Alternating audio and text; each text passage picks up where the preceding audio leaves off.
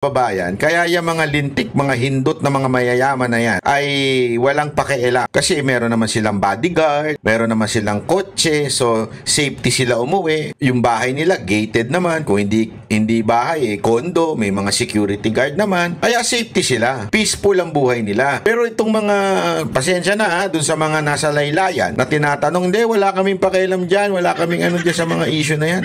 Kasalanan ninyo. One day, kung kayo mapatay o kamag-anak ninyo mapatay, kasalanan ninyo. Bakit? Wala kayong pakialam sa nangyayari. Ang dami kong kaibigan ng kaibigan nila. At kung sino-sino pa sa community, tumino yung kanilang tito, tumino yung kanilang tatay, tumino yung kanilang kapatid, tumino yung kanilang kaibigan, namatay yung kanilang kaibigan. Kasi nga po, may war on drugs. Marami dyan nagbago din ng buhay. Yun ang libo-libo. Bakit? Milyon na sumuko, milyon na rehabilitate, milyon na nagbago ang buhay.